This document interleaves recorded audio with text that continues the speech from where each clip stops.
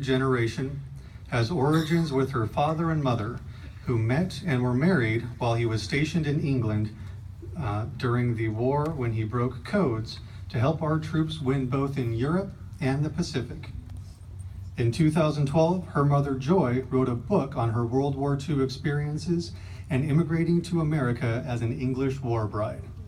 Inspired by her mother's book, Barbara embarked on a journey to bring the spirit of 45 alive. In 2013, Barbara led the Oregon effort to become the first state to legislate a permanent Spirit of 45 Day. In 2016, she founded the Spirit of 45 organization, and it is through that organization she hopes to encourage all of us to capture the spirit of 45 for future generations. Please join me in welcoming Barbara Jensen.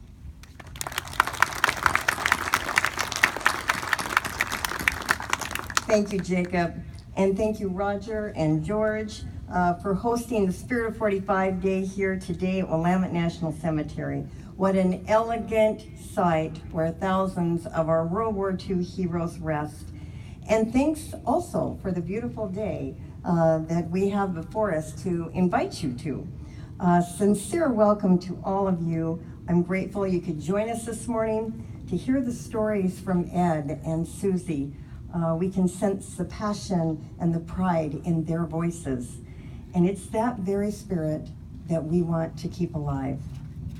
It is in these stories that all of us will remember the sacrifice and dedication of a generation, inspiring us to continue in their legacy. For me, it was my mother Joy's story. An English war bride who lived through the bombing and the Blitz of London, witnessed our brave young men crossing the English Channel, fell in love with the GI, my dad, Carl, and came to America to raise a family. For me, it was her story that inspired my passion for and dedication to the Spirit of 45. It is my hope that you have been inspired from what you have heard here today and experienced this morning, and that you would take it with you. George is right. Over 16 million Americans served in World War II, and almost 500,000 made the ultimate sacrifice. Between now and August 2020, our country will embark on a journey of 75th anniversary remembrances. It starts this December as we observe Pearl Harbor's 75th. There is an insert in your program describing the many turning points of World War II history between 1941 and 1945 that will be commemorated across the nation over the next 4 years. The goal, as we approach VJ, Victory Day, the Spirit of 45 Day to us, 2020, is to collect thousands of photos, and in doing so, tell the legacy stories. Our focus is simple: help us build and find those faces of our World War II heroes. If they are still like us, with Ed and some of the other World War II heroes here today, engage in a conversation to capture the rich history and experiences only they can tell. For those who have passed, gather your family members, find the photos in your albums and in your attics. Remember what they have accomplished to change the course of history and ensure our freedom. Talk about those stories they told to affirm the virtues in modeling in future generations. Courage, shared sacrifice, can-do attitude, unity, spirit, and service. Let me close with a final story. On Friday night, I received a phone call from an unfamiliar number. Said his name was Dave Griffin. Perhaps he heard us on the radio that morning. Dave, are you here? Dave. Hi, Dave. We haven't met yet. He called to talk about his grandfather, Daniel Thornburg Griffin.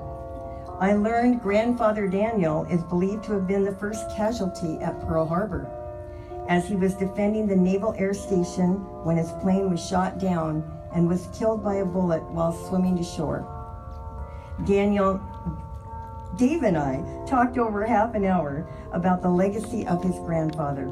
I could hear through his voice the admiration and energy for his grandfather's legacy. Within hours, we had his World War II veteran photo. Shortly after, I heard the poster of Grandfather Griffin was made to display here today, and that Kaiser Physician Dave would be here in honor.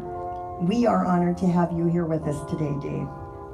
It's stories like this, instilling values and creating models for future generations, that will be repeated thousands of times over the next 4 years. Please send us your photos. Share a part of their spirit, just as Dave did on Friday night. When you do, you will honor our greatest generation by helping us put faces on a banner, a World War II Wall of Honor to be displayed in Washington, D.C., at the mall stretching from the steps of the Capitol to the Lincoln Memorial, returning to the reflecting pool of the World War II Memorial. If we do that, we will surely remember and be inspired. We will never forget.